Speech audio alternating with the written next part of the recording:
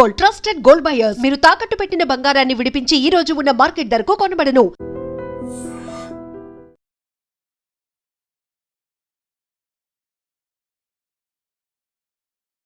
Welcome to iDream news. This is Pavan. Bhadradri Kothagudem జిల్లాలో దారుణం చోటు చేసుకుంది.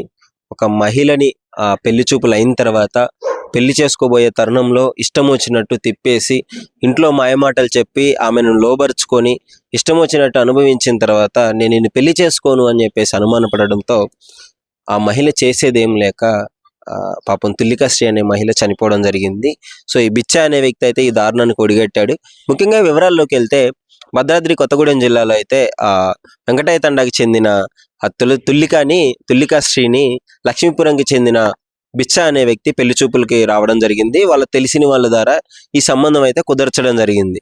సో కుదిరిచ్చిన తర్వాత 3 నెలల క్రితమే ఎంగేజ్మెంట్ అయింది. ఆ తర్వాత ఇంట్లో చుట్టాలకి నేను చూపిస్తాను, తుల్లికశ్రీని ఇంట్లో చుట్టాలకు చూపిస్తానని చెప్పేసి ప్రతిసారి రావడము, తీసుకెళ్లి గుడికి తీసుకెళ్తున్నాను అని చెప్పేసి మాయమాటలు చెప్పి అక్కడి నుంచి ఓయోలకు తీసుకెళ్లి ఇష్టం వచ్చినట్టు చేసిన తర్వాత ఇష్టం వచ్చినట్టు అనుభవించి ఓయోలకు తీసుకెళ్లి తర్వాత ఇంటికి తీసుకొచ్చి వదిలేసేవాడు. ఇదే తరుణంలో గత కొద్ది రోజుల నుంచి అనుమానం పడటం స్టార్ట్ చేశాడు తుల్లికశ్రీ మీద.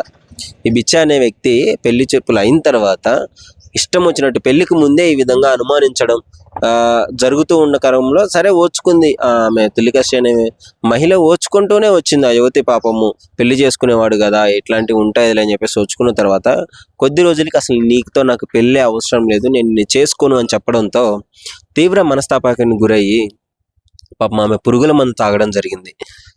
ఈ నెల 13 పురుగుల మందు తాగిన వెంటనే ఇమ్మీడియట్గా వాళ్ళ హాస్పిటల్కి అయితే తీసుకెళ్ళడం జరిగింది. పేరెంట్స్ తీసుకెళ్ళిన తర్వాత హాస్పిటల్లో చికిత్స పొందుతూ యశోద హాస్పిటల్లో నిన్న చనిపోవడం జరిగింది. పాపం ప్రాణానికి ఎవరు బాధ్యులు చెప్పండి?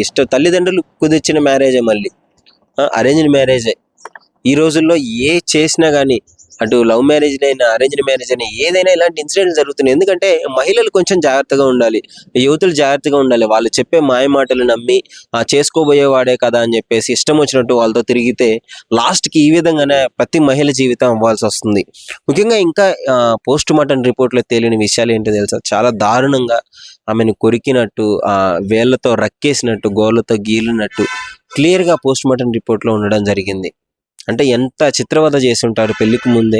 ఇలాంటి క్రూరుల్ని అయితే ఈ విధంగా పెళ్లి సంబంధాలకు వచ్చినప్పుడు కనీసం వాళ్ళు అదొక్కటే కాదు, ఎంక్వైరీ చేయాలి. బ్యాక్గ్రౌండ్ ఏంటి, వాళ్ళు ఎలాంటి వాళ్ళు ఏంటి అని అన్ని ఎంక్వైరీ చేసుకోవాలి. ఈ పాప అయినా మరి తుల్లికశ్రీ అయినా ముందే చెప్పు ఉండాల్సింది.